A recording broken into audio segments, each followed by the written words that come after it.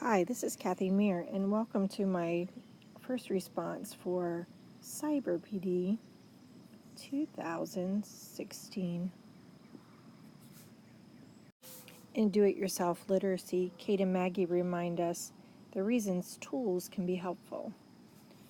They can help support memory, allow for rigor, help differentiate.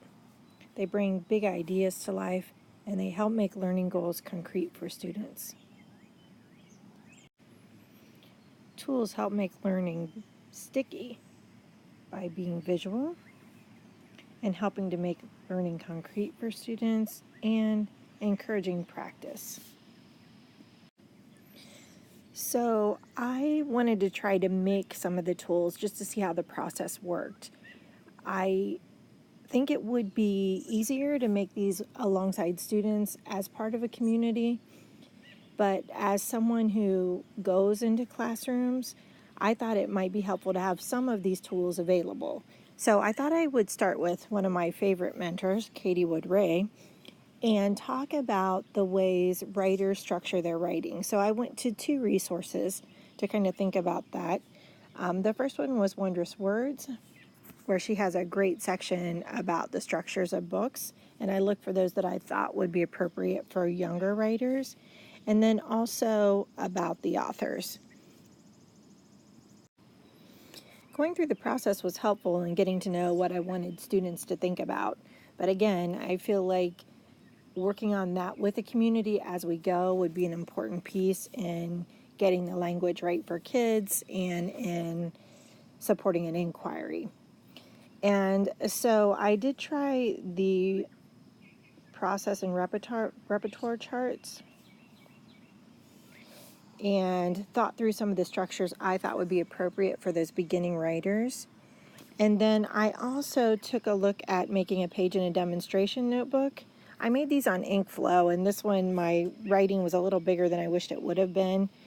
And I wasn't sure that these were exactly the questions I wanted to be thinking about as I sat beside students, but I thought it might be nice for conferring and giving a little bit of structure.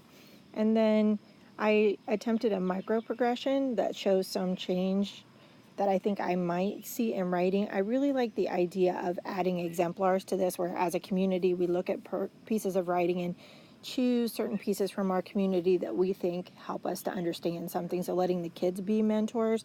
But I like the micro progression in that it's not very personal, so I just kind of made up what I thought I might see, and I thought we could talk through that a little bit and would help students to envision where they are and where they might be able to go. And then lastly, I gave a bookmark a try. Again, I think these bookmarks would be something students would make, so they'd look very different. And this one is just kind of thinking through the process of getting ready to write. I could envision also there being other conversations with different students about how to set up, like if I choose to use a circular text where the beginning and end kind of match up, how do I write that? So I could see that being a place where we could differentiate for learners.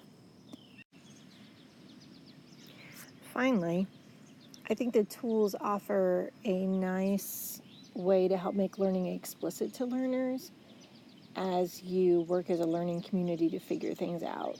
I could see them being powerful in whole group instruction, in sitting down beside students while conferring, and in helping students to work toward independence and set their own goals. So I'm looking forward to the next chapters and finding out more about do-it-yourself tools.